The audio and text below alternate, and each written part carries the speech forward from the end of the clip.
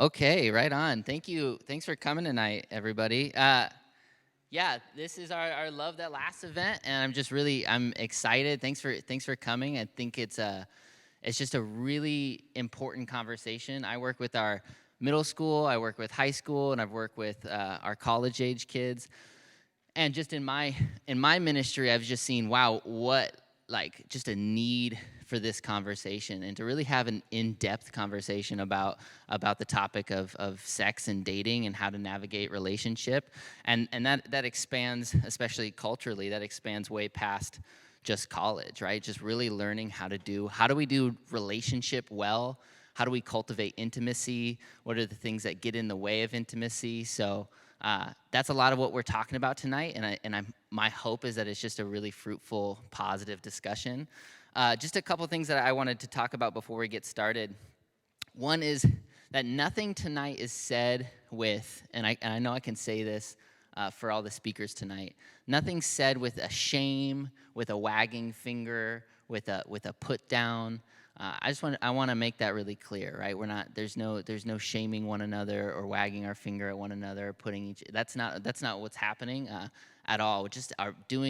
I know for all the speakers, we're doing our best to communicate truth, and that doesn't mean we haven't made mistakes in our life, okay? So I wanted to talk about that, and then to go through a little bit of the format for the night and what it's going to look like. One, we'll start off, Rondi Pogue's here, and she's speaking from the biblical perspective on this subject. And then we'll have Bucky Bateman come up, and he's a marriage and family therapist here at the church, and he's going to be speaking from a psychological perspective. And then we'll be taking a short, 10-minute intermission. There's coffee, there's snacks out there. We'll take a little break, and then we'll come back after 10 minutes, and Melissa and Zach will share from their perspective. Melissa and Zach Sparazzo are here, and they have a really good story as a young married couple. So we'll hear from them, and then we'll break off into a Q&A portion of the night, and where you guys actually throughout the whole night you have an opportunity to ask questions and submit questions anonymously. And that's it. So I'm going to pray, and then we'll get started, and I'll introduce Rondi. So God, thanks for this time. Thanks for just a time to come together and talk about something that the world has a really strong opinion about, and we hear it in our music, we hear it in our television shows, we hear it in culture, we hear it amongst friend groups, we hear it regardless of the stage of life. Everyone's got a different opinion on how we cultivate intimacy. How do we create lasting relationship, lasting love? And I pray that you'd help us communicate truth tonight, your truth on how we cultivate intimacy in our lives, God. And so we just invite your presence, God, be with each speaker tonight. We love you. In your name, amen.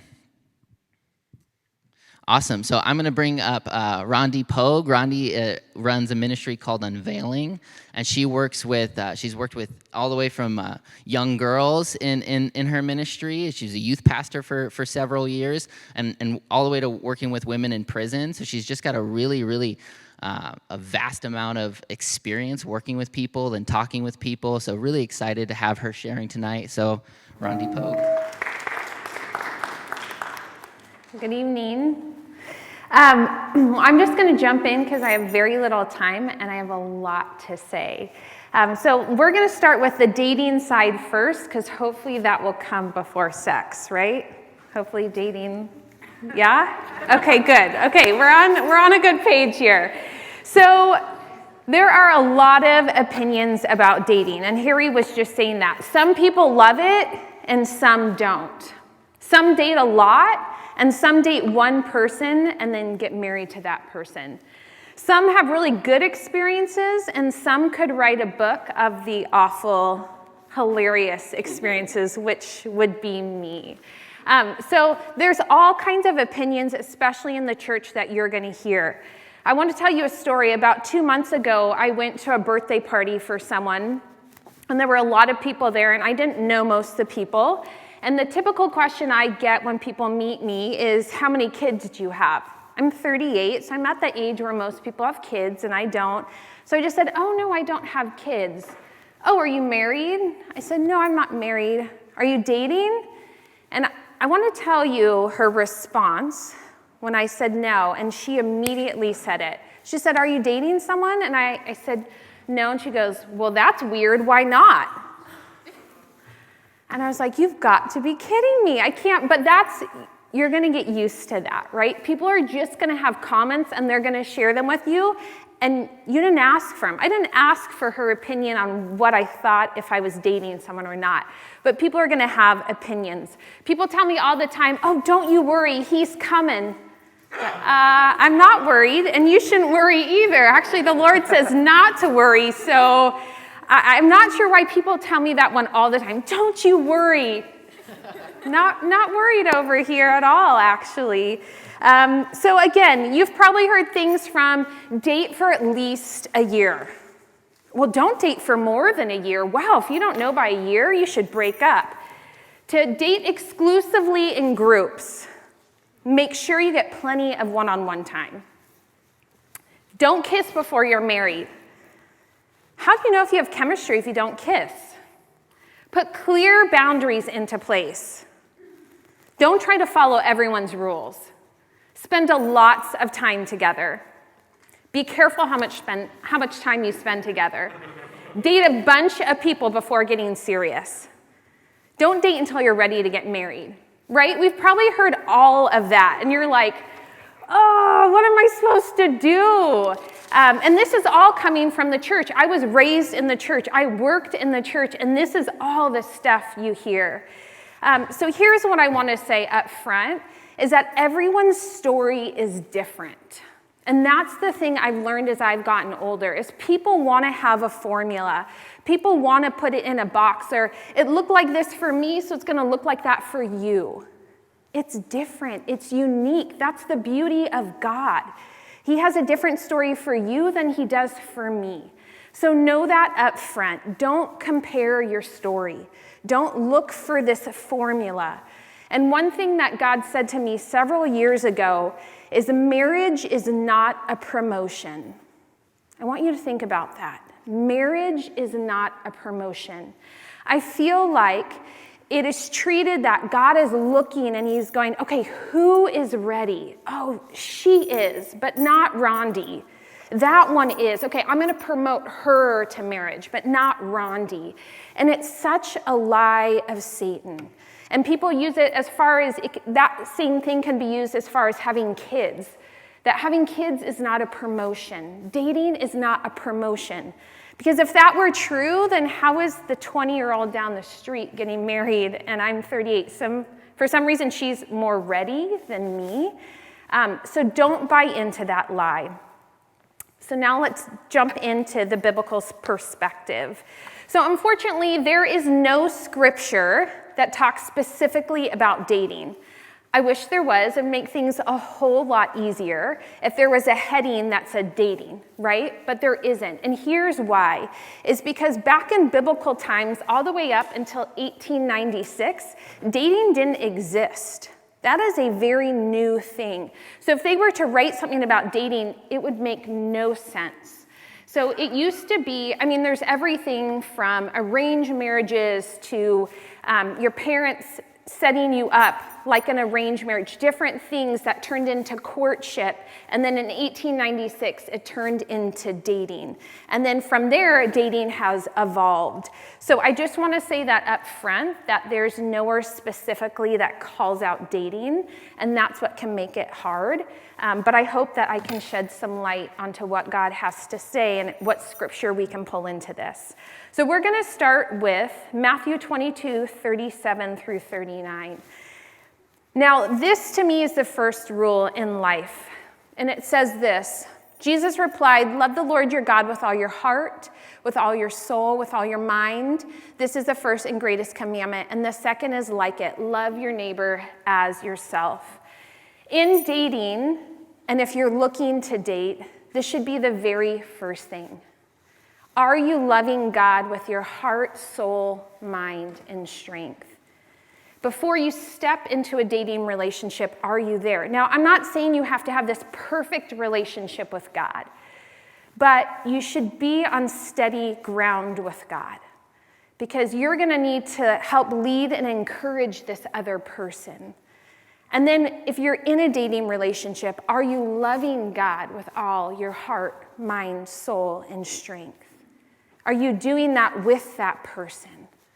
Because that's really important. Are you seeking God first? Again, we're not looking for perfection here at all. That's not what God's looking for, but he's looking for your effort. And where are you putting him? The next verse, Proverbs 4:23 says, above all else, guard your heart, for everything you do flows from it. Let me say that again. Above all else. What does that mean? Above everything, guard your heart. Above everything, guard your heart. Now, this is one that we hear in the dating world. Guard your heart, guard your heart. But what does that mean? Your heart is the inner core of who you are. It's where your thoughts and your feelings, your desires, your will, and your choices are. It's what makes you who you are. And the Bible tells us that our heart dictates who we become. So we need to guard that. For me, that means I don't date a ton. I have a friend who's my age and single, and she dates all the time. And that works for her. She can do that, and her heart is protected. But for me, I can't. I remember discussing that with the Lord because, again, we're not going to compare, right? Everyone's journey and stories are different. But for me, when you date, your hope gets up. You get excited. You're hopeful. And then what happens? It doesn't work out, and it goes down, and you get disappointed, and it goes up. And I became an emotional mess. And my heart couldn't be guarded and protected. And so I had to look at my own life and go, well, she does that, and her heart can stay at a steady place. But for me, I can't. So this is the decision I've made. You have to examine your heart. Again, we cannot look around at other people and make this determination off of other people. Some people can do it. Some people can guard their heart. But I'm not one of those people. And so she's on all the apps. She dates tons of people, and she enjoys it. And to me, that sounds absolutely miserable and horrible. But that's what makes the world beautiful, too, is we're different in that, you know? There's people that love it, too, and obviously she's dating a lot. So above all else, guard your heart. The next verse is Philippians 4:8. Finally, brothers and sisters, whatever is true, whatever is noble, whatever is right, whatever is pure, whatever is lovely, whatever is admirable, if anything is excellent and praiseworthy, think about such things. Again, this is dwelling on these things that build a guard around our hearts, because above all else, we should guard our heart. That doesn't mean you can't let people in. That doesn't mean you only can date one person and marry them. If that's what you want and that's what God has, that's fine. But we need to be protective and make sure that are you thinking on these things as you're dating? Are you thinking on these things before you start dating? Things that are true and right and noble and pure and lovely and admirable. You see, all these verses come down to the mind and the heart, and us continually monitoring and looking after our mind and our heart. It is the wellspring of our life. Everything flows of it. So if we're going to date, some people it's going to be younger. I didn't date in high school. I didn't date until I was in college. That was just me. I wasn't interested. Some people date in high school. That's fine. But you've got to continually evaluate your heart, evaluate your mind. And it's so important that you have people in your life that you're talking to, you're being honest with, you're sharing. And then maybe even you're asking, hey, do you think I'm ready? Or there's this person, what do you think of them, right? It's having that accountability. The next thing I want to talk about is the verse from 2 Corinthians 6:14. And this is the verse about being unequally yoked. Now, only once in my life have I ever heard someone talk about what a yoke actually is. So a yoke, you can put up the picture, is wood with the two big loops. And what happened is the ox put their heads in and they carry a load. So being unequally yoked means you would have one ox that's taller and one that's shorter, or one that's stronger and one that's weaker. And the problem is when you are unequally yoked. So when you have an unequally yoked animals pulling a load and it's not equal, they end up going in circles. Because the stronger, taller one is pulling the load while the other one just kind of goes for the ride. So this verse is so important. This is a non-negotiable for me. You cannot be unequally yoked because you are to be encouraging each other. What is the Proverbs 27:17 says, iron sharpens iron. If you're going to encourage one another and help one another in your walk with Christ and just to be a good human being, right? But the most importantly is to look more like Christ. Iron sharpens iron. And if you're unequally yoked, you're just going to be going in circles. And some people, there's such thing as missionary dating. I totally have heard of that. You date someone who's not a Christian and hopes that they become a Christian. That does happen, but I would say that's the exception, and don't think you're the exception. Right? I hear that a lot in life with things. There are exceptions, but don't think you're the exception. God wants you to iron sharpen iron, like you are with your best friends. If this is someone you're going to date, hopefully they would become your close friend, your best friend, and you need to be equally yoked. Especially when you come to things like purity and the things that you're watching and how you're talking. How are you going to uphold that with someone who has a different moral standard? They can even be a good person, but if they don't have the standard of Christ, that's going to be really hard to do. So that is a non-negotiable. A couple other things I want to hit on in dating is if you can't do it at 14, you can't do it at 40. Now, what do I mean by that? Jesus doesn't have age limit on things. So he doesn't say, hey, don't do this, or you can start doing this at 30. And you can start cussing at, 28. And he doesn't put ages on things. So one of the biggest things that I hear in the Christian culture that drive me bonkers are people my age who travel with their boyfriend or girlfriend. And they say, oh, but we're not having sex. Okay, but would you let a 14-year-old travel with her boyfriend? Oh, no? Then you shouldn't do it at your age either. That is rampant in the church. Is this, it's okay for a 38-year-old, a 30-year-old. We're more mature. We've got it, not the young ones. No, if you can't do it at 14, you can't do it at 40. End of story. Jesus does not put age limits. And I had a friend recently. She lives in Alabama, and her boyfriend lives in San Jose. And she flew out and she stayed in his apartment, and I was so bummed to hear this. And I was like, dang. And no, she stayed in a separate room and all of that.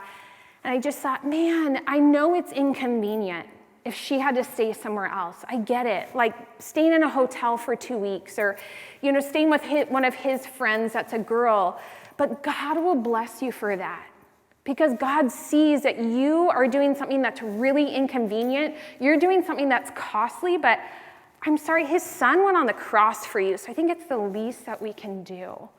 But we start to compromise these things and go, oh, well, it's going to cost me so much and this and that. Again, if you can't do it at 14, you can't do it at 40.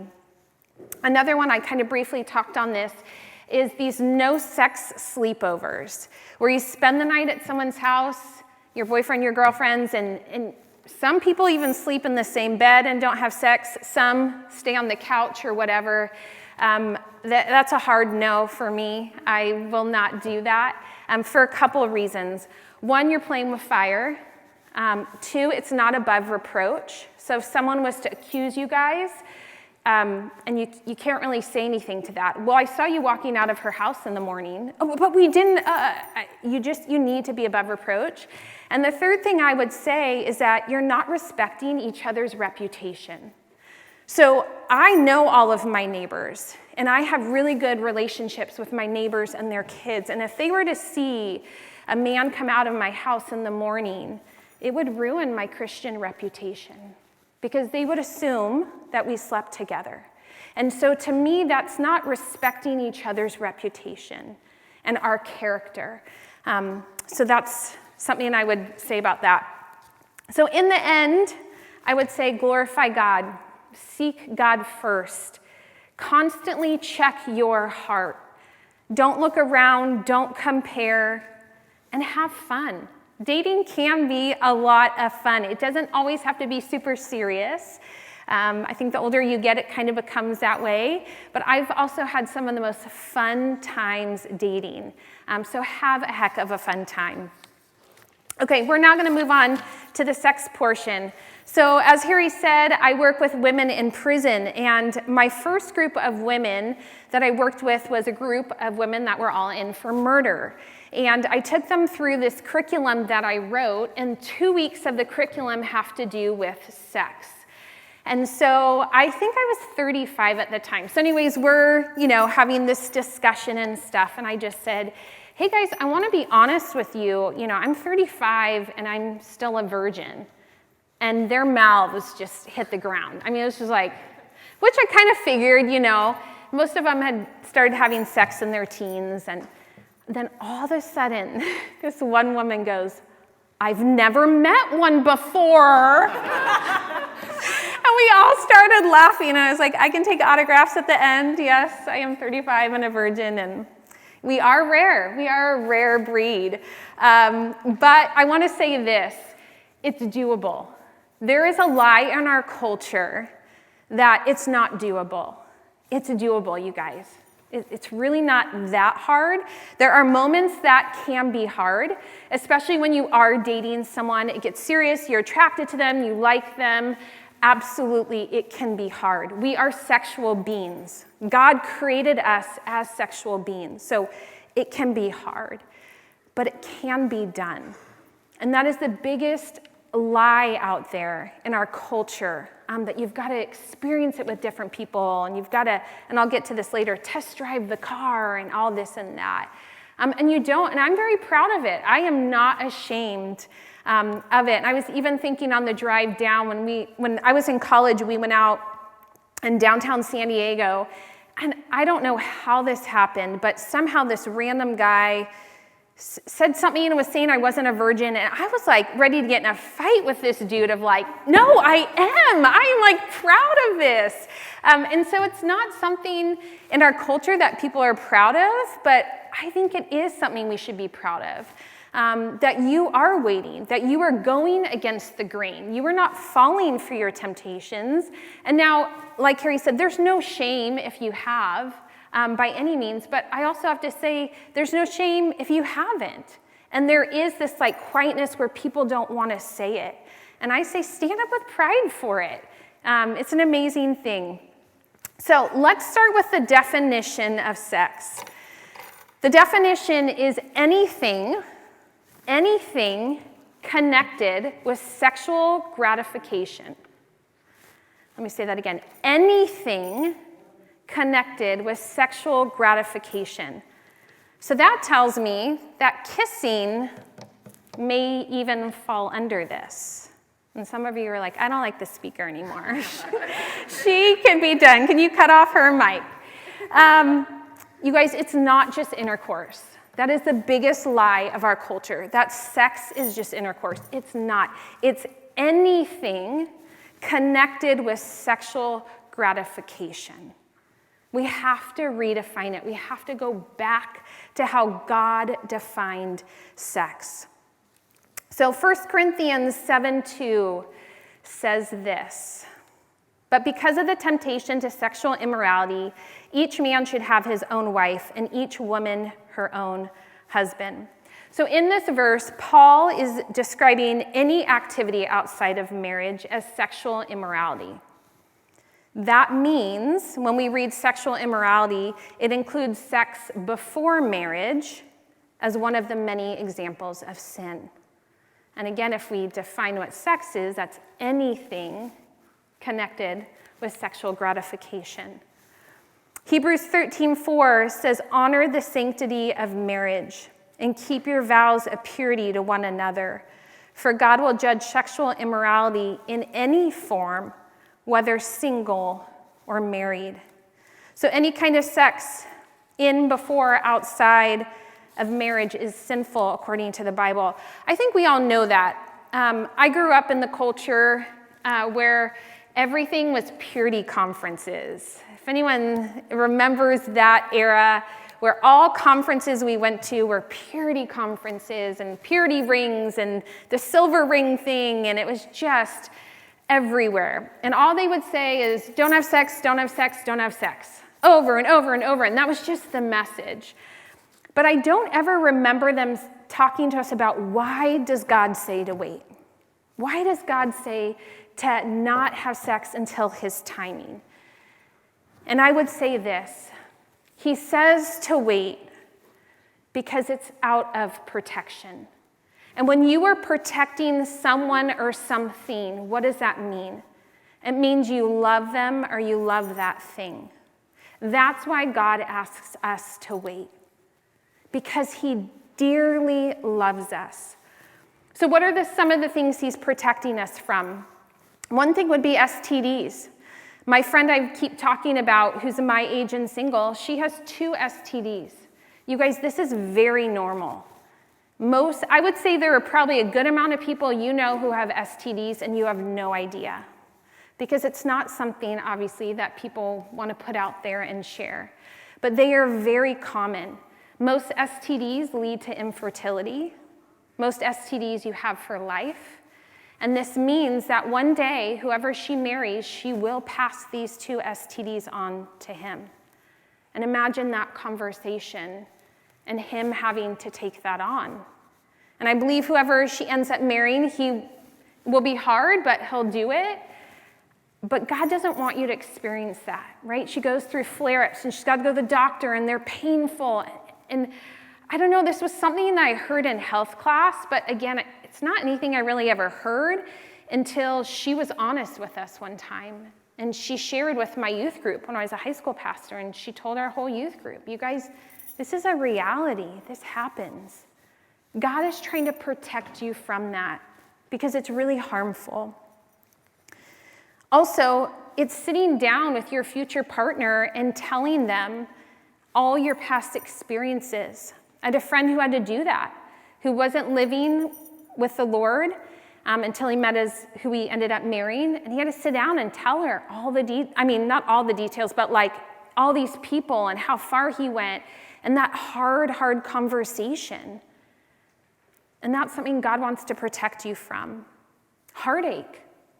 If you've ever been in love, I remember my ex-boyfriend, we broke up, and for the first time in my life, I thought I knew what heartache was, but not until that point. I remember saying to someone, I literally feel like someone just pulled my heart out of my chest and tore it into pieces. It was the first and only time I've experienced it, and it was awful. God wants to protect your heart. He doesn't want you going through that over and over and over and over again. So he's protecting you from that. Now, did I grow and learn, and do I regret it? No. God's going to use it, but he doesn't want you to continually go through that. And the other thing is, sex is the most vulnerable thing that you can do with someone, hands down. And when you have sex, there's a hormone that is released that is the same hormone that is released when a mother breastfeeds her child. And it's the bonding hormone.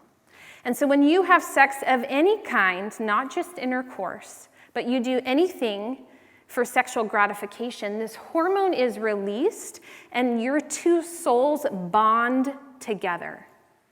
Now, you don't get to choose this. So you can't say, no, I'm going to do this with this person, but that hormone's not going to be released. That's not going to happen. That's not a choice of yours. God designed us for that to happen. So when you have sex with someone, your souls are literally intertwining. So when you break up, your souls are literally pulling apart. So it's not just your lives that are being pulled apart, but it's your soul that is being pulled apart. And that's why it's so hard for people to overcome. One of the questions, let me wrap that up real quick. So all that to say that God says to wait, again, purely out of love. He loves you. He loves you so much. It's not that he doesn't want you to have fun. It's not that he's trying to keep you from what the rest of the world is experiencing and you're going to be the weird one. No, he just says, I don't want you to go through that pain. I don't want you to have to experience that. These are real consequences. I love you. So I want you to hear that loud and clear. When God says wait, it's because of protection, and when you protect something and someone, you love them. So the question I heard all the time, and I asked in high school myself, but when I was the high school pastor, I'd get all the time is, how far is too far, right? That's like the number one question you get. And I would say this, when you're asking God how far is too far, you're basically saying, hey, God, how far away can I get from you, yet still be in your sight? You see, it's not a really good question to ask. I want to get as far away as possible from you, but like still be able to see you a little bit. God's like, you're asking the wrong question. It's saying, how close can I get to the fire and not be burned? Like, I don't care if I smell like smoke and I'm singed a little bit. That's okay. I want to burn though. So let me know how close I can get. You hear kind of how ridiculous it sounds. It's kind of a hard question. But I know some of you are like, but what's the answer? I get it. I remember sitting down in a room with a bunch of my youth leaders that were all females. And I'm like, okay, cool. But but how far is too far? Like, you can give me the answer here? So I would say this. I would say there's two lines. One is a hard line and one is a moving line. Now, what do I mean by that? The hard line to me is not touching each other's bodies. That's out. That's a hard no. Because that's giving in to sexual gratification, and that equals sex. That is the definition of sex. Your body belongs to you. Until the day that you get married and you stand at the end of the aisle and that you commit the rest of your life, this body is mine. So you cannot touch, you cannot have, it's mine. And I stand very firm on that, and people know that when I date. This is not yours, you need to back up. But I think you guys, man or woman, we have to understand that is our worth. Know what your worth is. This is not anyone else's. Back off. No, you don't get this. Unless you want to give the rest of your life to me, fine. But until that point, step back. So, to me, the hard line is no touching each other's bodies. Hard line. Now, what's that moving line I'm talking about? Well, that can be dependent. So, there's someone that I know who him and his wife didn't kiss until they were at the altar.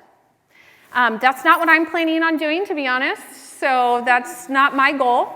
But they knew because of their past that if they started kissing, it wasn't going to lead to a good place. And so that was their line. It was way up. Again, that's hopefully not where my line's going to be. But if it has to be there, it has to be there. And so that's what I mean by that movable line. Does that make sense? Those two? Okay, awesome. Another lie of the world is you have to test drive the car. Oh, if I hear that one more time, what a big fat lie. You do not need to test drive a car. I've never heard of anyone who's never been able to figure out how to have sex. Never. In my history. I mean, right? As anyone else? No. People figure it out. I mean, God created us, so our bodies work, and they're like a puzzle, and you just figure it out. So you don't need to test drive the car. That is a big fat lie. And here's the beautiful thing. No, I haven't had sex. I have enough friends that have, and they have appropriately shared with me that you figure it out together. That's the beauty of it, is when you get married, you get to discuss it. You get to communicate. You get to figure it out together. And that's a beautiful thing. And I don't want to be thinking of someone else that I had sex with the person I married. I don't want to go down that road and compare for myself or the other person. So don't believe that lie that you've got to test drive the car. And also, I remember one mentor of mine just saying, Rondi, honestly, the older I get, the better it gets with my husband. And they're in their 70s. And you just continue to learn each other and figure each other out and communicate and all of that. So don't believe that lie. So as far as boundaries, I would say this: talk about it up front. Now, my friend I keep talking about, she's first date, she talks about it. That's not my style. Again, but we're all different. But I would say be up front, because here's the deal. She does date a lot. She only dates Christians. Majority of the Christians that she'll go out with are okay with sex before marriage. So she's like, why waste my time? If this is where he stands, he doesn't really care about being obedient to Christ. So I'm not going to keep dating him. If he's going to compromise there, then what other areas is he going to compromise? And he's probably going to push me to have sex. So I just ask on the first date. So maybe that's what you do. But if not, and you're more like me, of like just a little too much up front for my style, I would say, but it is something to ask up front and to say, hey, where do you stand on this? Don't wait until you get into a sticky situation. As it says in Song of Songs of, don't awaken love too early. Because once you go too far, it's really hard to scale it back. It's not impossible, but it's hard to scale it back. So you don't want to awaken it too early. So talk about this stuff up front. Talk about, hey, where are you at with this? Where are your boundaries? Let's set some boundaries together and then have accountability. Who are you honest with? Who's asking you the hard questions? I'll say two last things. Is one of, I don't date Christians. And what I mean by that is our culture has a lot of cultural Christians. And so one of my big things is I only date people who are hardcore followers of Jesus, because our world, again, is like, you got to test drive the car. It's okay to do this and that, but just not intercourse or whatnot. Make sure you're really particular and you don't just date someone who says they're a Christian. There was someone on TV a couple weeks ago that said they were a Christian, and I was like, what? I mean, it's like the way they dress and how they talk and their job, everything was like blowing my mind, which is so normal. And so don't just take that for someone's word. You want someone who's really following hard after Christ. And I'll give one other little boundary that a friend of mine from college told me about, and that was that it's now her husband, but at the time it was her boyfriend. They never kissed laying down. And I thought that was a really good boundary, because once you start that, it's not good. It's no good. It's not going to lead anywhere good. So I thought when she told me that in college, I was like, dude, that's a really good rule that you guys have that keeps you from so much stuff. So it's coming up with stuff, talking to other people, all of that. So in the end, again, I just want to say that it's all about your heart, checking your heart, continuing to check in with your heart, having people check in with you about your heart, and knowing that everything is done out of God's love for you. He loves you, he wants to protect you, and he doesn't want to see you hurt. Thanks. Awesome. Thanks, Rondi. She talked about being equally yoked, and she's such a strong woman of God. You're going to need an ox of a man on the other side of that yoke. So legit. God's sending Clark Kent, man. You're so awesome. So, yeah, really, really appreciate that. Our next speaker is Bucky Bateman, and he has been a marriage and family therapist for the last 15 years that he's had his degree, seeing different both couples, individuals, marriages, and so he's just got a really great wealth of knowledge to continue this conversation from a psychological perspective. So let's go ahead and invite up Bucky Bateman. I have a brother, Burr, he just retired as a police officer in Tucson. And when I lived in Tucson, we would drive through certain parts of town, and he would say, "Oh my gosh, I saw a guy killed on that corner. I saw, he would live." It's all that he calls it brain stain. And in preparing for this, there's a lot of junk that I've heard and seen through the years. My first job was, so I'll try not to be too heavy tonight, but the sex and dating, it can be rough. My first job was I moved back to Tucson, was working at a clinic. And they gave me a kid. He came in, he was 6 years old, and sexually abused, and his mom had burnt him with an iron. He had a big iron burn on the triangle of an iron. And he came in, I said, "Hi," talking to him. He sat in the corner and just cried for an hour. And I was like, oh gosh, okay, dear Lord, help me. moving forward in my career, I then moved from there to another group home and worked with sex offenders, kids coming out of the prison system, and most of them were they were all federal, so it was either on the reservation out there, the Tohono O'odham reservation in Tucson, and whatever they do there, it goes to federal court, and so kids, a lot of sex offenders, and just heavy stuff. And sex gets twisted. And then got a job at Point Loma Nazarene University, worked there for 8 years or so, listening to good Christian kids that would go to chapel, go to their theology classes, and then come and talk about the things they've done, or the pornography addiction, or the things that, and stuff just gets twisted. And so this is a heavy topic. I'd say that, and I'm like, gosh, that's a downer.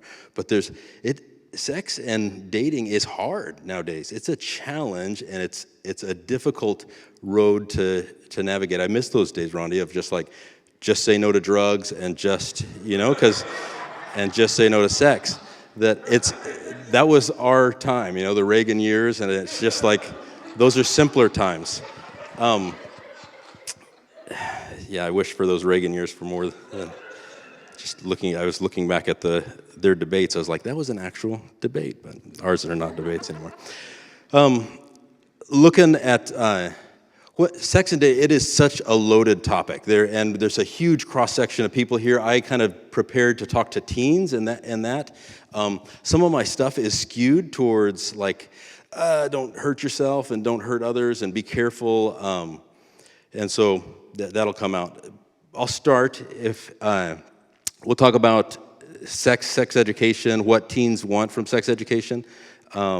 Is actually a little bit more on the relational side, the social. What you get is the how-to in sex education nowadays.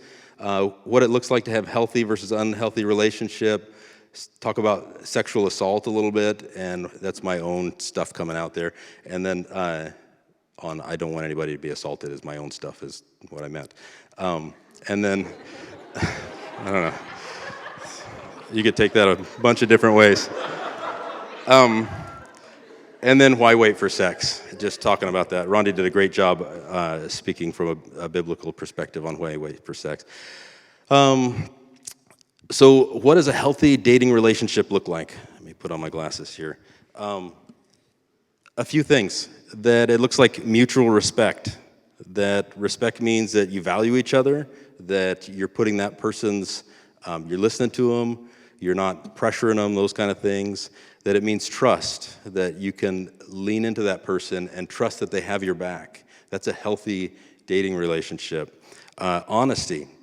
There's an interesting thing about honesty. The couples, now I work with couples, and primarily I have a nice cross-section of individuals, couples, and families, but in my private practice. But the thing about dishonesty is if I tell you a lie, and this is the version of me that I want you to see, that you could fall in love with that person, whoever this is out here, but I never get to feel that because I know that that's not me. And so a lot of us live in that space where it's like, oh, I'll put this out to the world, our groomed social media or whatever, it's out there, but we don't ever really feel the love. When you can be authentic and open with somebody, then you get to feel that. That's what honesty does, more than just being right and wrong and telling lies. Compromise, that we compromise in a healthy relationship, that it's not all about my way. I was a great guy until I got married, and then I realized I'm pretty selfish.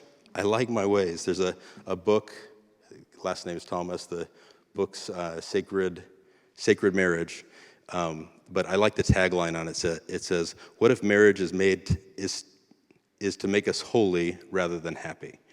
What if marriage is to make us holy rather than happy? That marriage and those intimate relationships really knock off the edges, that it helps us to not just compromise, but put the other person's needs in front of ours as well. Individuality, that a healthy relationship doesn't look like I give up myself and I just throw myself in and it's all about just this big soup of me and you, and no, I get to be me, and you get to be you. You get to go off with your friends and have fun, or go camping, or have a boys' weekend or a girls' weekend, those kind of things, and you retain that. I love the image of it. When I was a kid, it was kind of as you grow closer to God, you grow closer to each other, that kind of version. But it always felt skewed, like, oh, I got to lean all my weight into this person, and they got to lean. That's how I viewed it anyways. But I like the image of I'm standing on my own 2 feet, and we're holding hands. You know, we're walking on the rails, and we're holding hands, but I'm not giving up myself for that person, and they're not giving up who they are, their identity. Good communication is an earmark.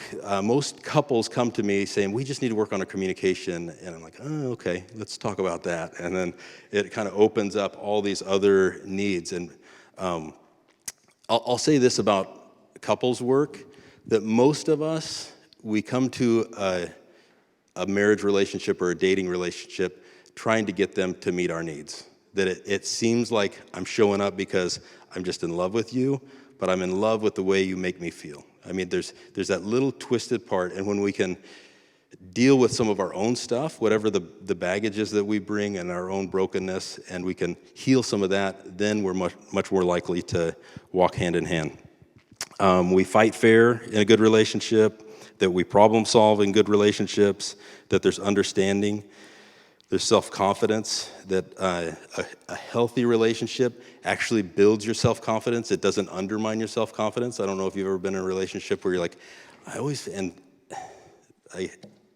watching YouTube videos on dating, this is a while ago, but this guy, he was talking about how do you throw them off balance, and how do you get a woman to get needy so that she'll want to be, it's like, oh gosh, that's not good.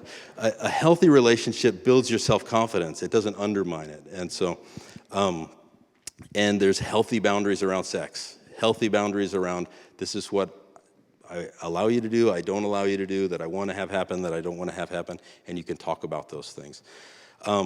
Moving into the darker side of it, what does the unhealthy dating relationship look like? Looks like control, that fear, that I'm afraid that you're going to leave me, I'm afraid that you're going to not see me a certain way. Fear always breeds control, that I'm afraid of something happening, so I'm going to come in and try and control it. That it breeds hostility. You don't make me feel good anymore. That pedestal that I put you up on, you fell off of it at the 6-month point or whatever, and that hostility comes out. There's dishonesty, that I want you to love me, but I'm going to keep my options open over here. Disrespect, dependence, that what feels like love sometimes can be dependence or codependence. That my problem, an alcoholic often finds somebody that grew up with alcoholics. It's because they put up with they know the rules of that game, and they put up with the same, I want to say BS, I'll say BS, but I won't actually say it. So, that they put up with the same stuff, and you know what that's like, you know the rules of that. There's intimidation in unhealthy relationships, physical violence, and sexual violence in unhealthy relationships. Hopefully you haven't experienced a lot of that, but my guess is that you have, that we all have at some degree points of that. And before you move into a relationship, or if you're in a relationship, hopefully those two lists, you're looking at the healthy side. And I would say, I think I was talking to you the other day about, Harry, about most everything that's good in our life has delayed gratification with it, tied to it. I, over COVID, have put on a good 25 pounds because there's a lot of good snacks in the house, and I just want to keep eating them, and maybe 20 pounds. But there's if you name whatever it is, health or schooling, whatever, the fun stuff happens right away. But the good stuff, you have to work for it and wait for it. It feels really good to get there. Like you were saying, that it is nice to stand before your spouse. And I was in ministry for a while, married a lot of people that have waited, and it's just a blessed thing. And I've sat with a lot of people who are like, ugh, I just got all this crap that I got to tell them. Or I have to tell them about my pornography addiction. I have to tell them about this person that I cheated with. All that stuff is just like, it gets in the way of just being there. Okay, I'll move on to the next thing. I want to make sure my slide's in the... So sexual assault and dating violence. I really do want to... I'll move through this a little bit quickly, but I've, again, sat with enough people I know that it just gets twisted. And good Christian people, we want to trust that people have our best interest at heart, but they don't always. And so dating violence is a type of violence that occurs between two people in a romantic relationship. That is dating violence. What is sexual assault? Sexual assault isn't necessarily intercourse. Sexual assault can include any contact with private body parts, breasts, genitals, buttocks, that you don't want, don't agree to, or are forced to do. So, on this next slide, assault is really common, not just teen assault. Studies have found that 1 in 4 teen girls was verbally or physically pressured into having sex during the past year. 1 in 10 high school girls and 1 in 20 high school boys reported being forced into sex. More than 1/3 of acquaintance rape victims are between the ages of 14 and 17. 1 in 3 teens is a victim of sexual or other abuse by a dating partner each year. About 9% of high school students are physically hurt on purpose by a boyfriend or girlfriend, and almost 20% of college women reported being experiencing a sexual assault on the college campus. That stuff happens, and you know people that happens to. We've all supported people or been the victims of those things. Just for awareness sake, I'll say this. PB is right down the street.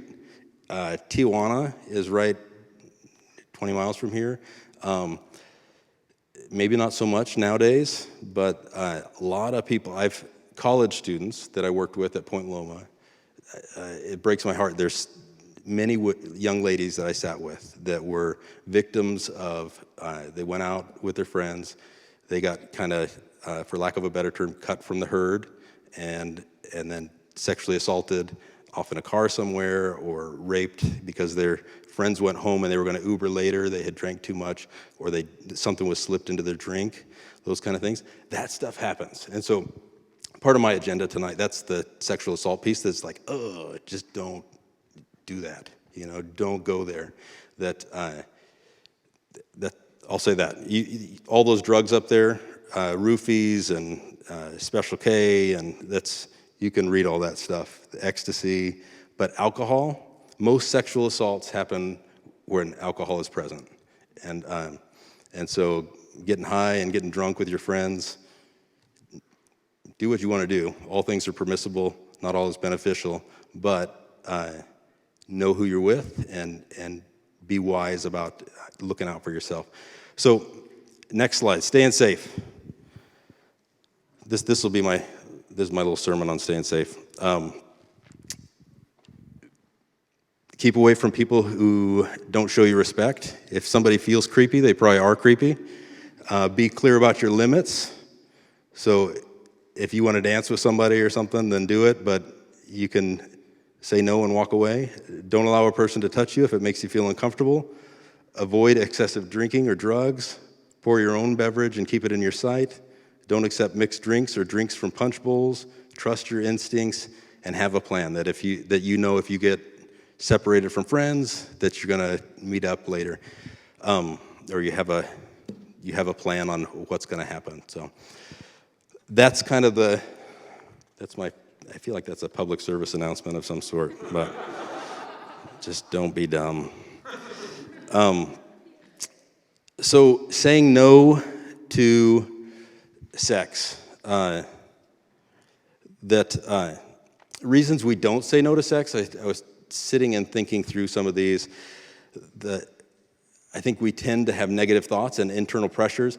It's very interesting. I had somebody say to me one time that our culture, if you take a stand here, that culture is here, so you're in the middle of culture.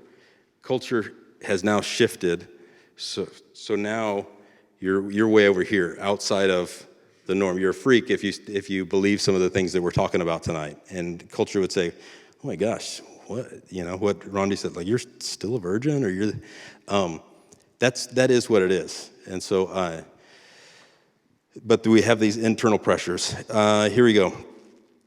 They're not up there. I have this on my own little thing. One, I don't want to disappoint my boyfriend or girlfriend.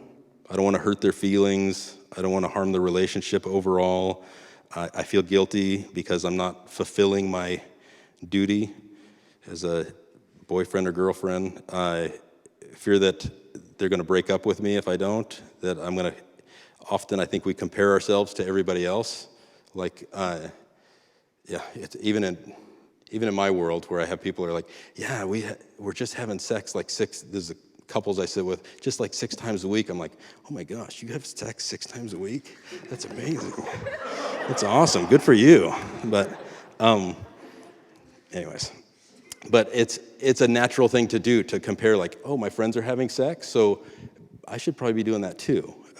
And there's just if I don't, maybe they'll find somebody else, or and at its worst, I think it's my value is tied into this, and that I will feel loved this is one way that I can feel love, is through that intimacy. And I would say that sex is a really nice tool for pseudo-intimacy. It can be that real intimacy, authentic intimacy, can be part of sex, but it also fills in for sex at times and can be a pseudo-intimacy. And I know a lot of couples that they're like, well, our sex is great, but I hate their face, I don't even want to see them. And so, but sex is great. That's okay. And so, at its best in relationships, the level of intimacy matches the level of physicality in the relationship. And if you can delay some of this stuff with sex, you're doing well. So I'll move into that. Declining sex, or why wait for sex? Sorry, Jeff. He'll catch up. Why wait to have sex? Physical reasons, sexually transmitted diseases. She kind of covered that, Rondi did. I was a youth pastor for like 10 years before becoming anyways, I had a psychiatrist that worked in my church, and he's like, hey, I want to show the kids some stuff about, give them a sex talk. And I'm like, okay.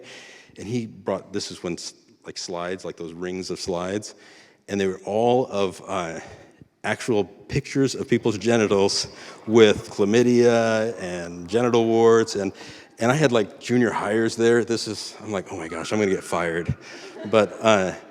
But they were definitely shocked at what they were seeing. And anyways, later he gave me, when I became a therapist, he gave me those as a joke, and I was like, I don't want those. But STDs or STIs, they're real, and it is life-changing. And some of them can be cleared up with medications, but others, you just have them for the rest of your life. Pregnancy, risk for abortion. If you've ever known somebody that's decided to have an abortion, it is gut-wrenching. I've walked that road with some people, and it's just hard. Or even giving a child up for adoption is a hard road. And so risk of physical abuse in immature sexual relationships, and I put sexual transmitted diseases again on my paper. I emphasized it. So those are some physical reasons. Emotional reasons, lack of maturity to handle physical pressures, and this is more towards teens. Lack of maturity to handle emotions following sex. Risk of emotional abuse from sex partner in immature sexual relationships. Girls often have a lower self-esteem after having sex, rather. And what Rondi said is pretty true, that speaking not from a soul perspective, but the oxytocin that floods your brain, that's that love chemical, that what you pair that with is pretty important. And so if you're pairing that with pornography, that's why it's so hard to break that pornography. You get that dump of of oxytocin over your brain, and rats, when they wire that part of their brain, they'll starve to death and just keep pressing that lever rather than eat or do anything else. And so it's a super powerful thing that's meant to bond us together in a relationship. And that's not to say that, I remember they did a lot of shaming back in the 80s, but they glued two different colors of construction paper together, and then they tore it apart, and they're like, that's what'll happen to you. You'll never be whole again. And there's like a big hole in the paper on one side. I was like, gosh, that's a little heavy-handed. But there is this tearing apart. There is this, it's a marked difference from a teenager who has had just a dating relationship and one that's turned sexual. That it's like, oh no, we're together. You don't. And so another reason to again guard your heart. Relational reasons: individuals who have sex after marriage. Individuals who have sex after marriage rate their relationship. There you go. Rate their relationship stability, sexual quality, and relationship satisfaction all higher than those who did not wait. So people who have waited for sex, they actually value those things more. And I was reading an interesting statistic. The more people that are at your wedding, the more likely you're to stay together, the longer you'll stay together, which is an interesting statistic. That's just a side note. Social bonds can make it more difficult to leave an unhealthy relationship, and other healthy relationships can suffer when you have a sexual relationship. People, as teenagers, we tend to throw our lives into that. Where am I at? I'm over, huh? He's like, I don't care. All right, I'll stop there, and I'm excited for whatever questions you come up with. So. Awesome. Thank you, Bucky. Hopefully everyone's afraid enough. I'm a Point Loma NAS grad too, and got my bachelor's in psychology. And there's two graphs I just want to show as I was looking at this week and talking to Bucky. And one graph is really illustrates, because as Rondi said and as Bucky said, that these ideas sometimes seem antiquated. The ideas that you might actually wait for marriage, like it seems almost antiquated in our culture, right? But and that's the biblical narrative, as Rondi talked about, that you do wait, because there is this tearing, right? But that's supported scientifically, and Bucky talked a little bit on some of that, and I wanted to just actually show you like graphs and numbers that say that. This is one that's just about cohabitating, and it talks about like relational satisfaction, relational stability, and relational commitment. And all the green is a married couple. So what you see for those qualities in a relationship is it's always higher in a marriage relationship than it is going to be in cohabitation. And then go to the next one real quick. And this one I saw this I took a psychology of intimate relationships course, and this I thought was so powerful, that for every partner that you have sexually, right? So the left line is percentages of people who describe their marriage as very happy, okay? And so if you look at that top yellow line, that's for men. For men who've only had one partner, it starts in like 73% would describe, man, I'm very happy. Women, it's slightly lower. We could probably talk about why that is, but we won't go into those. I won't go into that. That's a whole nother like sermon. But it's interesting. So that's with people who've had one partner. But look, this is straight science, okay? I'm not making it up. And then there's a negative correlation with as you increase in your partners that you've had in your life, you see that that marriage satisfaction decreases. So the more partners you have in your life, the more your current marriage satisfaction decreases. This is on a scale that they did from in the 1900s to 2018. I can't read what it says, but so you see this negative correlation until you hit around. It's really interesting. Once you hit around 21 plus partners, it kind of flatlines, which is interesting. It no longer goes down. After you've had enough intimacy before marriage, it kind of flatlines. So that's just a really good thing to know, that you can see with each, from 2 to 3 to 4 to 5, with each partner, there's a decrease in marital satisfaction. Again, there's no wagging fingers, there's no shame. You could be sitting here and you've had 3 partners. That's not saying that there's not redemption. That's not saying that there's not an ability to work through that and be redeemed. So I'm not saying any of that, but it just shows that there's science behind the things that are being talked about tonight. Does that make sense? So as we move on to kind of to the next portion of the night, one thing we want to is we do want to, there's been a lot of talk too of a lot of reasons to wait, and a lot of reasons that are really legitimate and can sometimes like strike fear into your soul, but also like we want to inspire you to not wait because you're afraid, but because, man, this is like, as Rondi and Bucky talked about, it's an amazing gift. Like, God created sex. Sex is good. We are sexual beings. Sex is supposed to be amazing. You're supposed to get to experience that in a marriage relationship. So it's this amazing good thing. And so we not only want to strike fear into you, but we want we want to inspire you to want to wait, because, man, that is the best gift. Like Bucky said, that the best things don't come with instant gratification, with immediacy, with expediency, but the best things in life come when we wait and when we put in the work. Zach and Melissa are here. They're What up? They're good friends of Colleen and ours. They're in my young adults group, and they just have a really great story that I think describes exactly that. And their relationship and why they waited, how they waited, and what that's meant to them. So we're going to get a little bit into that. But first, just tell us a little bit about your story. When did you meet? How'd you meet? How long did you date before getting married and engaged? Why don't you tell us a little bit about that? Yeah, so we are now 22. We started dating when we were 17. So I was a senior, he was a junior, although we were both the same age. So we met in theater class, which we both took like as an elective. And I was sitting in front of him, he was behind me, and I turned around one time and I was like, do I know you from somewhere? 'Cause he looked very, very familiar. And he was like, nope. He's like, I have a brother. And I'm like, nope, that's not it.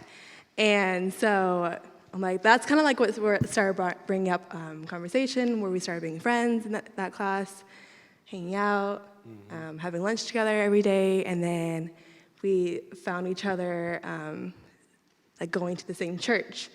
And he's like, oh my gosh, you go to this church. And I'm like, yeah, that's awesome. And then we like went to youth group together, and then like hung out after youth group. And so mine, like, we're all that through senior year, my senior year of high school. And then, yeah, and then I graduated high school. We got engaged our 3rd year anniversary. So that's my couple years into college. And Now we've been married for a year. now we're married for a year. Nice, Yeah. right on. So, okay, I don't want to do the math. Tell me, so how old were you when you got married? We're 21. 21, yeah. 21, right? Which is like, feels like so young, right? So young, dude. And so I think a good question to ask is, at 21 years old, like how did you know, like, this is the right person? This is the person I'm picking. How'd you know that? Totally. For me, I think it started way earlier. So it didn't just start like when I was 21. I was like, I want to get married. It started from the very beginning when we first started dating. And on our first date, I was like, we're 17, by the way. And I'm like, hey, I want to date for marriage. Like, I'm not here to play around. And all along, I didn't want to date in high school. But when I met Melissa, I was like, this is someone that stands out from the crowd. And she's passionate and mature, and we might click. So hindsight, that's kind of like an intense question or statement to make on the first date, 17 years old. But fast forward, it worked out. We're married. So what I was looking for was, even before we were dating, was that like, hey, I didn't want to date in high school because I didn't want to play around. And I wanted a mature woman, a Christian, again, like being equally yoked, like Rondi touched on. And I wanted someone that was loving, that was caring, that was super, super sweet, and that could just balance me out, And so when we first started dating, all those things kind of checked off the box, And I knew even 2 months in, I was looking at this, like almost like a list I wrote out, and I was like, this girl, what the heck, And so fast forward, it kind of became a natural progression of things. Like, one, I had those standards from the jump of what I wanted. And then two, as we started literally becoming adults together from 17 to 21, like, our goals and our dreams and our visions became each other's goals and dreams and visions. And so it was easy to see our lives fitting in with each other. And so by the time it became of like a question of when, not if. You know, like we were financially stable, we were emotionally stable, we were moved out and whatnot. So we were like, let's just pull the trigger and set a date. Surprised her. Yeah. So in this dating process that you guys described, what strategies did you guys use? Because I know you guys both, you waited. So what strategies did you use to not have sex? Totally. I mean, strategies, it kind of goes back to what Rondi and Bucky were touching on, which is like, it comes back to the intention first. Strategies and methods are great, but that intention is super, super important. So starting with that intention, we implemented strategies. I mean, right off the beginning, like, it was easy. Like, I remember being 17, I was like, I would never taint this amazing soul that is Melissa, and I am in it for the long run, you know, and then 6 months later, right? And it's like, oh, this is difficult. And so, I mean, in the beginning, it was like, hey, let's hang out at the bay until midnight and talk about dreams and goals, and that wasn't an issue. And then as it progressed, we had to implement methods and strategies, and that looked like we implemented a curfew for ourselves. We're like 9 o'clock. It originally was 10, and so, but we kept just like moving it back. I mean, we were 17 when we first started dating, so we were hanging out at my parents' place a lot, and so if they left, we're like, we're leaving. We're gonna go find something to do. So it was really implementing curfew, spending time together, but not being completely alone, like being in public places. That helped a ton. And then having friends that I could talk to and they could ask me open and honest questions. And then something we didn't implement until later in our relationship when we got engaged was we got mentors. A couple that we really, really trusted that's been married for a solid amount of time. And we were able to open up to them and talk to them, and they were able to mentor us through our relationship. And looking back, that's something I would have implemented with strategies way earlier, especially when we knew that like we were moving closer to marriage, or even this was a serious relationship. Yeah, I agree on that. And on that, especially the mentor note, that's one thing I definitely like wish we implemented, like year one of like dating anniversary one, like and beyond. And it's important to note too, like the strategies and like the boundaries reset. We like our parents weren't like telling us to like set these boundaries. It was very much like our morals and our values, like trying to like figure out how we can like manage this relationship in a safe, pure way. So what, you guys described, you did wait, you had these strategies for waiting. Now that you're married, what benefits have you experienced just from your story? Because we've heard a lot of different angles and statistics, but from your storied perspective, what benefits have you experienced that you believe from actually waiting to your wedding? Like, when we moved into marriage, sex was just so much more special. It meant so much more. But even bigger than that was kind of looking back to our dating experience, was that we didn't have that connection of our souls, of that physical intimacy that completely clouded our judgment. So as we progressed in our relationship and closer to marriage, it was very just based off of our connection, how we communicate, and really analyzing those things, so that moving into marriage, it was a lot smoother. There wasn't that baggage going into marriage. I would even say like it was a lot stronger. Like our emotional connection, our like mental like understanding communication styles and whatnot. Like it was a lot stronger than it was if we didn't take time to like figure it out and like understand each other and understand like each other's personalities and like emotional needs and stuff like that.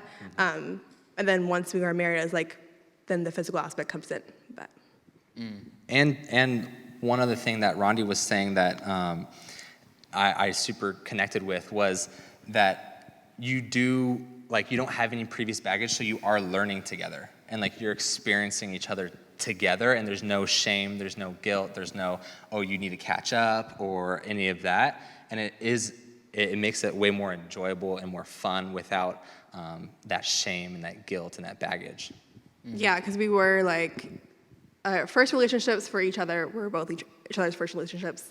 I was his first kiss, and so it was like very, very new to us, and we kind of like grew that relationship from the ground up, which is not typical, but also kind of typical at the same time. Yeah, and speaking of typical, there's the cultural narrative really is, and Rhonda hit on it, is that often, especially in a secular culture, is that you need to date around, and you need to wait till you're 30 to get married, and you guys took such an opposite approach to that. But sometimes what they say, especially in a secular society, is like, you're gonna have regrets. You're gonna have regrets if you don't do that. You're not. How do you know unless you play around, play the field, date a bunch? But it doesn't sound like you guys have experienced regrets. It sounds like it's made it better. So for you guys getting married young, not that that's the formula or the only way, but you guys are such a great example of that can be a way to do it. You know what I mean? That it seems almost ridiculous to get married at 21, but it's not. It's feasible, and that can be a way. It doesn't mean it's the way. But so for you guys getting married young, and this will be our last question. What have been some of the benefits getting married young, and then some of the challenges? I would say a big one for me, like the benefits are just really going through life together at a very pivotal and transformational part of our lives. So from 17 to 21, like we're literally growing up together. So I could see her hit her academic goals. She gets to see me hit my career goals. And we're experiencing life together. And like some people say, like the typical is like, hey, no, enjoy your 20s, then you settle down in the future. And it's like the only difference between us and our friends that aren't married is that we get to go home together and hang out and like experience our entire 20s together. So we're doing the same stuff and we're having just as much fun. And that's a huge benefit, is that we're doing the same stuff, having just as much fun, but with someone that we know we have a lifelong commitment to. And so we know that these memories aren't just going to fade. This relationship's not just going to go away after a few years or a few months. But this is someone that, like, when we're doing an activity, like, I'm building these memories with you. And so that's been a huge benefit. And so when I think of marital challenges, I think a lot of marriages, whether you're 14 or 40, obviously don't get married at 14, but whether you're 21 or 40, right, and you're newly married, you're going to be going through different things or same things regardless of that age. But one thing I could touch on that came to mind for me was when you get married young, you kind of change your season of life. Even though you're the same age, you change your season of life of all the other people around you. Being 21, not having a lot of people around us that are married at 21. So it was really about managing relationships and friendships outside of marriage with people that weren't necessarily in the same life phase. So there is a little bit of that relational challenge with community. I think also when you're 21 and married, not 22. I think, like, especially with like going back to like being in a transitional role, I'm still a student finishing my bachelor's degree, and then he is working full time, like kind of paying the bills, keeping the lights on kind of thing. And so that's a huge challenge just to navigate that kind of role and like understanding for him, like, which clients do I take? Do I take these clients just to keep the lights on?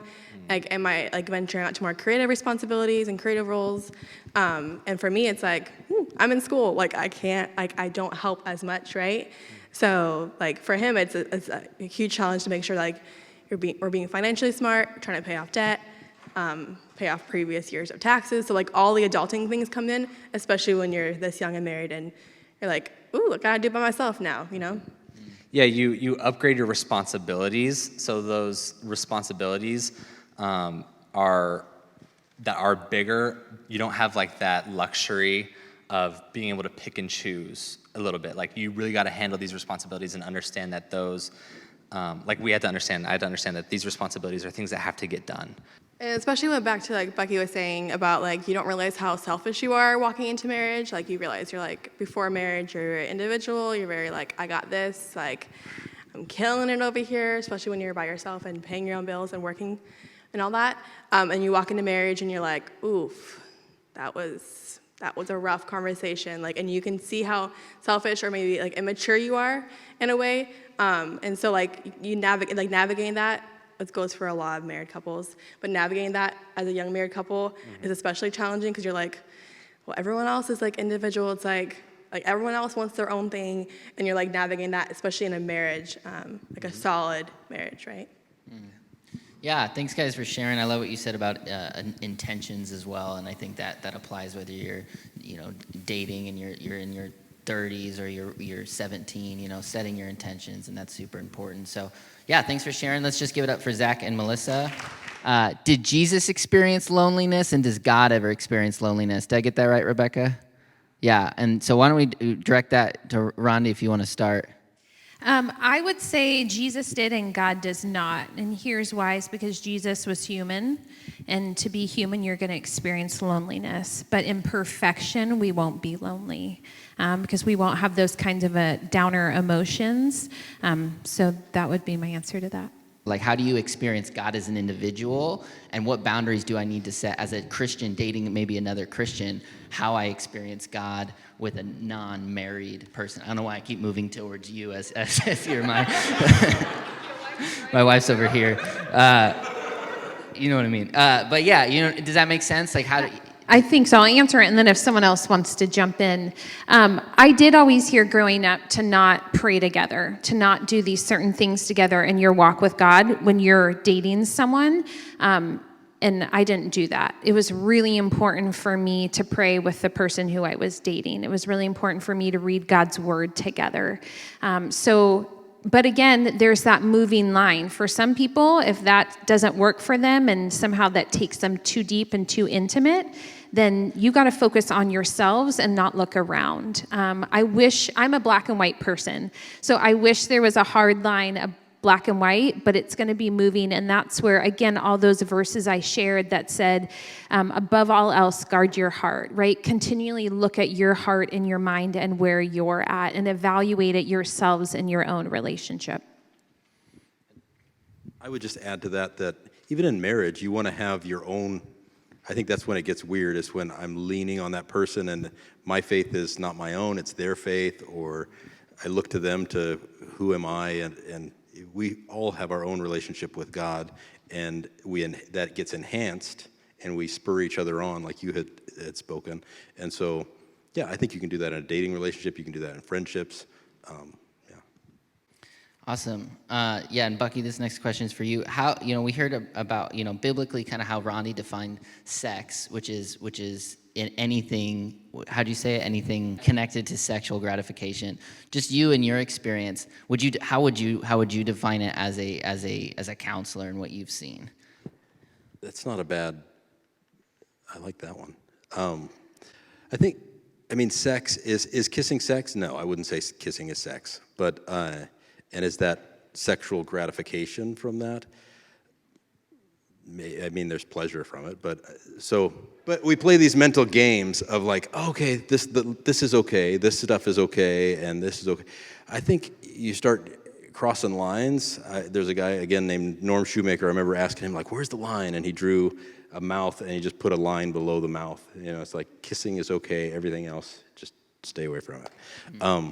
That's ideal. If you want to go in with a pure heart and mind and body to a marriage relationship, that's a good place to hold the line. Everything else feels pretty gray. Yeah. Next question, and I think, Ronnie, this is a good one as well for you. If you chose to have sex before marriage, does God look down on you?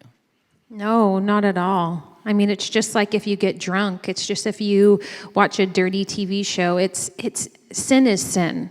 And God sees all sin the same. So he has forgiveness for everyone.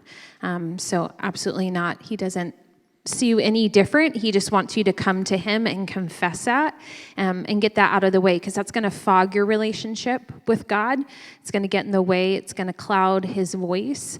And so he just wants you to come to him, admit it, have some accountability, and then move forward and leave that behind you. Yeah. and Rondi, this next one's for you as well. Why should we be worried about our Christian reputation, as you talked about, and how others view us? Shouldn't we only be worried about God's view of us? That's a great question. Absolutely. The opinion of God, right? We live for an audience of one. So that is hands down the most important. But like I gave the example of my neighbors, I know my neighbors. I know their kids. They know what I stand for. And if I'm trying to slowly get to know them and share the gospel with them and their kids, yet they're seeing some guy leave my house every morning, they're seeing me come home drunk at night, well, my reputation and my testimony goes out the door. So yes, I live for Christ alone, but I represent Christ, right? Christian means little Christ. So I need to care what people think of me. I can't let that control me. I can't control what they think of me, but I can be above reproach and try my best. I like just comes to mind Paul saying, I become all things to all people, that I don't eat meat when I'm with these people, I eat meat when I'm with these people, that it's not about him eating meat or not, it's more about, okay, this is going to become a stumbling block to this person. And that depends on your audience. It doesn't, yeah. Yeah. Next question, and this really could be posed to anybody who wants to jump in on it. Do you think that God would bring your partner through a messy situation instead of a quote-unquote cookie-cutter Christian story? So I think what they're asking is, would God give me a partner, maybe I've been pure, but would God give me a partner who hasn't had that we met in youth group story like Zach and Melissa have? Like, would God give me somebody maybe who's had more of the experiences we've talked about tonight? Yeah, that's a huge reality for me. I mean, at my age, 38, right, by the time I get married, I'll probably be in my 40s. Most likely, they've had sex, they might have kids, they've maybe been married. I mean, these are all things that I've had to think through that are hard for me, because this was actually my dream. I wanted to get married young and have 5 kids. Well, that's all out the window, but I don't regret it. I'm not upset at God because where he's taken my life and what he's done with my life, and I wouldn't change it. But it is a reality that I can meet someone that had a very different life. And I'll be honest, that would be very hard for me, but if that's who God has, then, we'll deal with it and move forward. Awesome.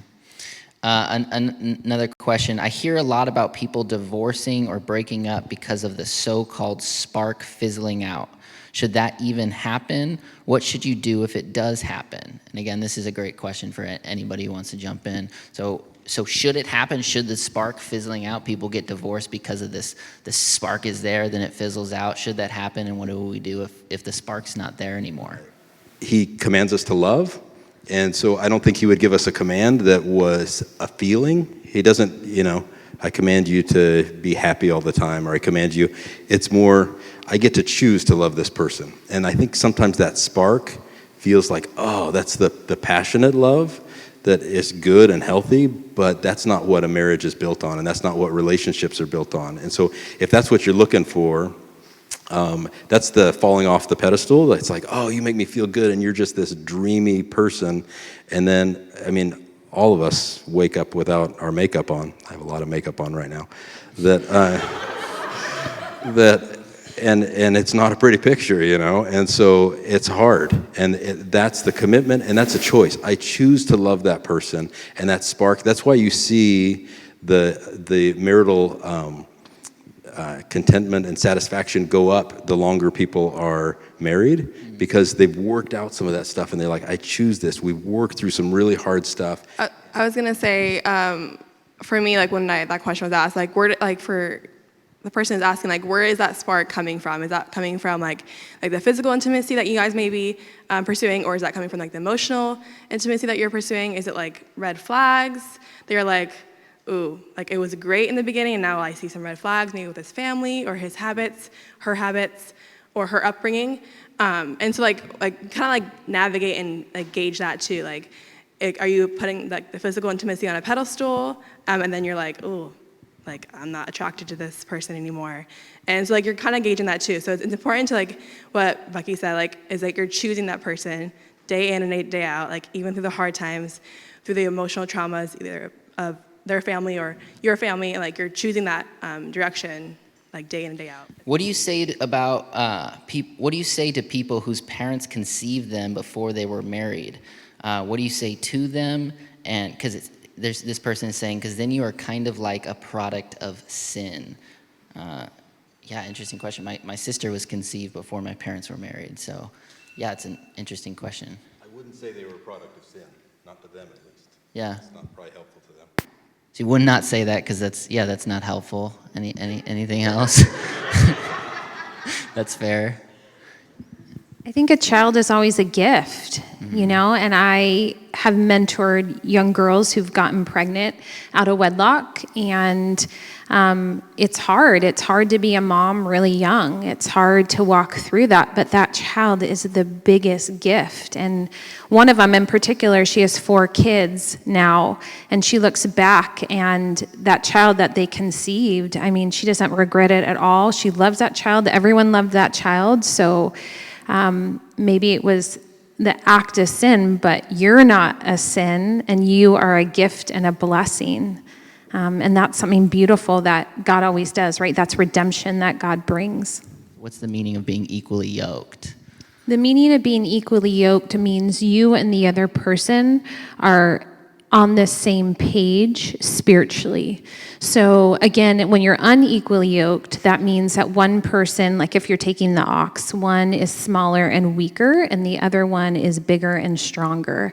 So that bigger and stronger one is pulling the load, and you go in circles, which imagine how frustrating that is, right? Because you're not going anywhere, and how angry you would be at that other ox, and how frustrating. So to be equally yoked would mean for me to date someone who loves Jesus, and we have the same morals and standards. That doesn't mean I'm looking for perfection. It doesn't mean I'm looking for someone who has a perfect walk with Christ, but someone who's pressing into Jesus as much as I am, if not more, and who can lead me, and we can carry the burden like an ox would carry together. There will be moments where, you know, one's weaker and one's stronger, and that's like in any marriage or friendship, it's going to happen. But for the most part, you want to be on the same page with where you are with Christ and your different standards. Awesome. So this is the last question for the night. As a teenager who has given up her virginity twice, I feel as if I'm not enough or that I continue to mess up.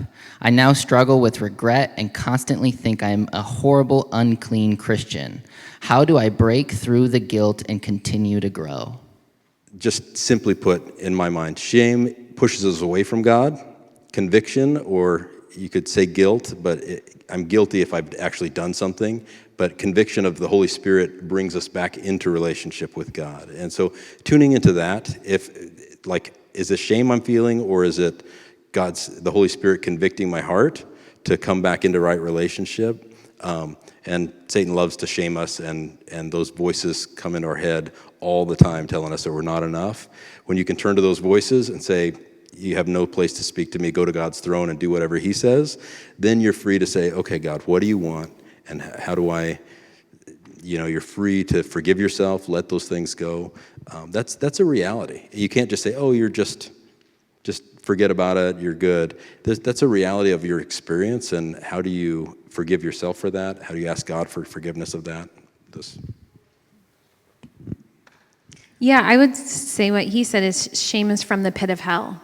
And so if you are feeling shamed, you need to understand that that's Satan. He's not going to speak life-giving words over you. He likes to name call, and he wants to bring you away from God. So he is going to shame you. And so it's going to be a fight.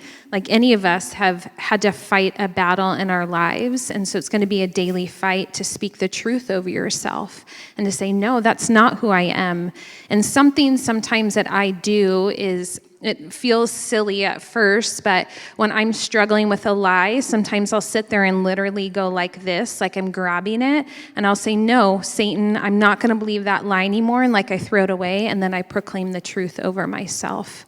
And sometimes I have to do that for 30 days with something, but that's not who you are, that Christ sees you as new, and he redeems you, and you're pure, and you're lovely, and you're worthy, and God's excited for who he has for you in this journey ahead of you. Yeah, I was just gonna add to Rondi. I mean, I don't have like experience with like sexual shame, but I understand like every sin is viewed equal among God. So you see that you're like, this may be like a huge burden in my life. You're like, this, I don't know how I'm gonna carry this. Like my future husband, my future spouse is like, or future wife and future spouse is like, I can't go with that kind of thing. But know that God is like walking through each day, each step of life with you, and he sees you, and he sees like the pain that you may be going through, he sees the shame that you might be going through, and he sees healing too. So like it's an understanding that you can be healed, and it's just a matter of like understanding how you can get there too. Yeah, absolutely, Adam. As a dad of 2 daughters, Yeah. that kind of hit me, and so I'm just gonna, because I'm the pastor, I'm gonna Do jump what up here you and say want, something man. real quick. I kind of- Just do what I want. No. So by the time I was 17, I'd had all these things I'd planned I was going to be, and then that went out the window. I wasn't going to drink, wasn't going to have sex. And then I had about a 2-year period where I had a heart attack, dealt drugs, and everything that went with that. So there was this huge, I could either say, hey, shame, I didn't live according to my values. I got horrific experiences over that 2-year period that I would really love to go back and change. Things that were bad for me, things that were bad for others, and the whole thing. And so when I was 19, I just made a decision when I started following Christ. And I started following Christ when I was 13, took a hiatus for 6 years. When I was 19, and when I just made a decision, it really came down to what did I want? I knew what my parents had. I knew about the alcoholism. I knew about the fighting. My parents would fight in front of me physically. My mom had her finger broke by my dad. My dad grabbed her finger and broke her finger in front of us. My mom hit my dad over the head with a frying pan. There was alcohol passing out, women that my dad was hiding on the side that I would see. I mean, it was crazy. I knew I didn't want that. And I had kind of stepped into it anyways. And one of the hardest things is when you accept something you said you would never accept, that brings a ton of shame. Let me just say, when I was 19, I just made the decision, I know what I want. I know what kind of woman I want. I know what kind of family I want. And I don't give a rat's, tail what anybody thinks about it. I just don't care anymore. And so I made a decision. I was going to stay sexually sober, so to speak. I was going to be sober from alcohol, drugs, then 31 years.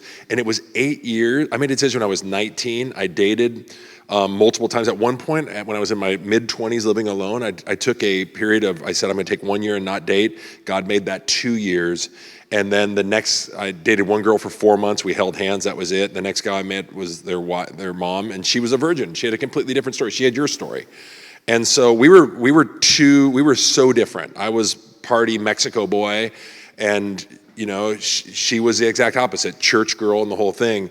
But we decided we were going to build something together. And to say we're not going to have sex, we're not going to sleep together, for me, that was a big deal. I felt like I had the ability to reset. This is what I want to say to especially all the teens that are here and anybody else. You can have what you want. And you can look at the world and say, hey, I want this or I want that. And in regard to the spark, let me tell you what the biggest spark has been lately, as we've kind of refallen in love during the COVID year again, where this has happened many times. The spark is me getting the opportunity to love her. Like, I love thinking of ways to love her. And that's what creates the spark. The more I give myself away, the more I bring her coffee, whatever I do, that is what has become the spark. So if you've screwed up, I want to say to you that you can have what you want. It is available. And the things that they are offering and sharing, and the things that you see in other mentor couples and things like that, and a lot of us have had brokenness. There's people in here that have been divorced. And there's people that have had sexual abuse. Maybe you've lost your virginity, and you're upset about that, but other people were molested when they were little, and they had this other thing, like, I'm never going to be pure because when they were 5 years old, something happened to them. They've got to reboot, and I just want to say that Jesus can reboot that. He has given me in my marriage and in my daughters that I see now and in my family, and my relationship with my mom has been rebooted.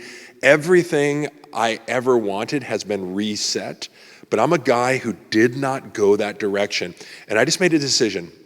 What do I want? And so I guess the thing is, what do you want? Do you want to be a man that loves a woman and treats her with respect? Do you want to have kids that you respect? One of the reasons I didn't sleep with their mother is I knew I wanted to tell my kids one day, and have credibility with them. I didn't sleep with your mom. And you can make the decisions you want, but I want you to know that that was that. So with that going forward, I guess to end, I think that thing on shame is huge. You know, Romans chapter 8 is a great chapter in the Bible. Read Romans chapter 8. To heck with shame. I know we're going to end the evening. And you mind if I just pray a blessing and pray us out? And Harry has his own story that he can tell. I love that story. I love my wife's story. But there's a lot of us that haven't had that story. And so come talk to us. We're here for you. We want to walk alongside you. And this is the deal. Whatever you want to build, we want to help you build it. If you want to build that relationship, if you want to be the dad that you never had, if you want to be the mom that you never had, if you want to build the relationship you never had, we want to be a community that helps you build it from the ground up, whether it be counseling with Bucky, whether it be going to conferences, whether it be coming alongside you as a friend, whether it be being your mentor couple. Carrie and I have some space to be a mentor couple. Harry and Clean have a space to be a mentor couple. The Sprazos as well, or our mentor. So, what's so funny? Oh, sorry. I actually have no idea what their time is like, so maybe they don't, but all that to say, let me bless you guys and pray you out. And thanks for giving me some time, because that shame really bothers me. And like I said, I do preach about it. I hate shame, and I like freedom. I want you to be in freedom, so be free. Lord Jesus, thank you for this time to be together. We pray for freedom, Jesus, on this people, and we just pray that you can give us a vision of what we want to be. The mom we never had, the parent, God, the wife, the husband, the spouse, just the person, the friend, the brother. We can rebuild that with your values and your principles. While we were sinners, you reached out to us. And this says there's no one without sin, no one perfect. We've all failed. And so, God, for those, Jesus, that you have kept them on this path of purity, keep them on that. And then others, God, like myself and others in the room, that you say, hey, I want to jump on that track with you. I want to redeem the years the locusts have eaten away and rebuild. We pray for that. We pray that this church would be a beacon, especially for high school kids, that say, hey, there's got to be another way than the chaos, the sexual chaos we see in the world, and we can build something strong families. So we bless them. We send them out in the name of the Father, Son, and the Holy Spirit. Amen. Hey, can we just give it up for Harry for putting this together and the whole team? Love you guys. We're here for you. And that's it, right? All right. God bless. Bye.